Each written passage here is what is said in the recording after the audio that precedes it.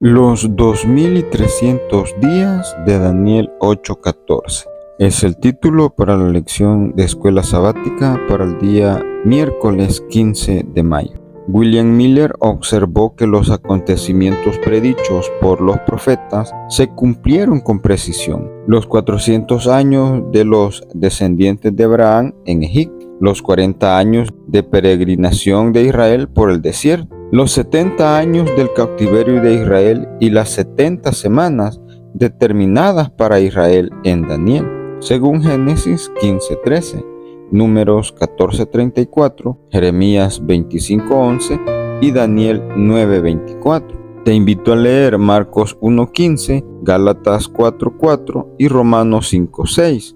Y dice, Marcos 1:15, diciendo, el tiempo se ha cumplido y el reino de Dios se ha acercado. Arrepentíos y creed en el Evangelio. Gálatas 4:4. Pero cuando vino el cumplimiento del tiempo, Dios envió a su Hijo nacido de mujer y nacido bajo la ley.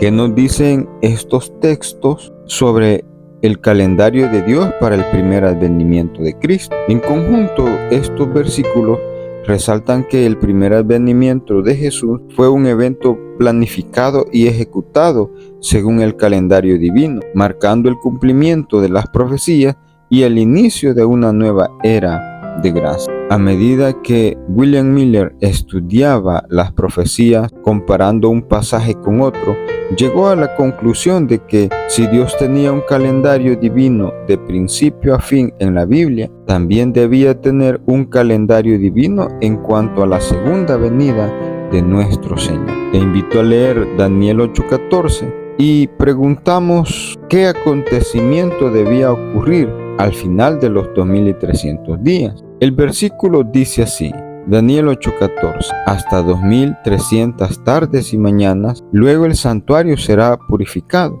En la interpretación adventista, este versículo es central para la doctrina del juicio investigador. Según esta perspectiva, los 2300 tardes y mañanas se interpretan como 2300 años literales, comenzando desde el año 457 a.C., que es la fecha asociada con el decreto de Artajerjes para reconstruir Jerusalén, según Esdras 7, 11 al 25. El periodo de los 2300 días terminaría en el año 1844 después de Cristo, y se cree que en esta fecha comenzó el juicio investigador en el cielo, donde Cristo entró en la fase final de su ministerio sacerdotal en el lugar santísimo del santuario celestial. Este evento marca un periodo de juicio antes del segundo advenimiento de Cristo, durante el cual se revisan las vidas de todos los que han profesado fe en Jesús para determinar quiénes recibirán la salvación eterna. William Miller aceptó la creencia popular de que la purificación del santuario era la purificación de la tierra mediante el fuego. Estudió diligentemente las Escrituras para comprender un acontecimiento de tan abrumadora importancia. Descubrió la conexión entre Daniel 8 y 9. En Daniel 8, el ángel recibió instrucciones de enseñar la visión a este hombre. Daniel 8:16. Al final del capítulo, la única parte de toda la visión de Daniel 8 que quedaba sin explicar, Daniel 8:27, era la de los 2300 días. Más adelante, el ángel regresó y le dijo a Daniel, ahora he venido para darte sabiduría y entendimiento. Daniel 9:22. Y Daniel 9:23 al 25. Esto para ayudarlo a entender los 2300 días. Sabemos esto porque después de pedir a Daniel, entiende pues la palabra y entiende la visión, lo dice Daniel 9:23. Las primeras palabras del ángel fueron, 70 semanas están determinadas sobre tu pueblo y tu santa ciudad. Daniel 9:24. La palabra traducida determinadas significa literalmente cortadas. 70 semanas, 490 años, han de ser cortadas. ¿Pero a partir de qué? De la visión de los 2300 días.